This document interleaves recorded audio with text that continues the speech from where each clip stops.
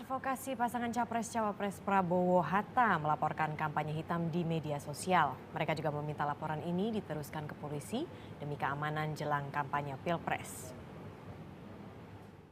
Ketua Tim Advokasi Prabowo Hatta, Habibur Rahman, Senin siang mendatangi gedung Bawaslu di Tanah Abang, Jakarta Pusat. Kedatangan tim advokasi ini untuk melaporkan kampanye hitam yang disebarkan oleh akun Twitter @partaisosmed pada 24 Mei lalu. Tim advokasi melaporkan 3 kicauan Twitter, yaitu mengenai fitnah terkait keterlibatan Prabowo dalam kasus penculikan.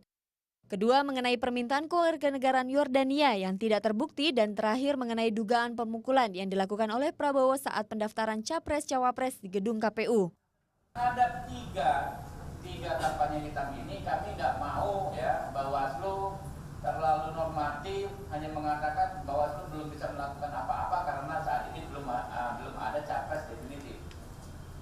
Faktanya yang terjadi di lapangan, masa pendukung Pak Prabowo Hatta ya kan sudah gelisah.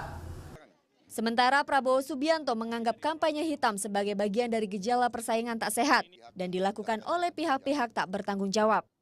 Saya merasa ini adalah bagian dari permainan-permainan kekuatan besar yang tidak ingin Indonesia kuat, yang tidak ingin Indonesia mandiri, yang tidak ingin rakyat Indonesia sejahtera. Kampanye hitam adalah kampanye cara buruk atau jahat dengan harapan merugikan sang objek kampanye hitam tersebut. Karena itu, untuk menjaga situasi tetap kondusif, Bawaslu diminta untuk segera menindaklanjuti laporan kampanye hitam. Tim Liputan melaporkan untuk NET. Bicara mengenai kampanye hitam atau kampanye apapun yang terjadi di media sosial itu, sebetulnya pertanyaannya adalah seberapa efektif sih kampanye di media sosial, apakah itu kampanye hitam atau bukan. Nah, ini menurut pegiat media sosial memang ada banyak sekali para pengguna media sosial di Indonesia. Jadi ada 80 juta menurutnya.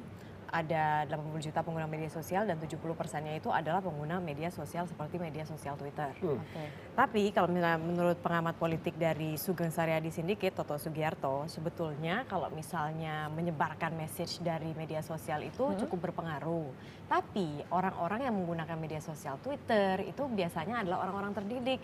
Jadi mereka itu memiliki kemampuan untuk menyaring ini benar apa enggak sih sebetulnya. Oh, berarti kembali lagi yang mengkritisi harus kita sendiri.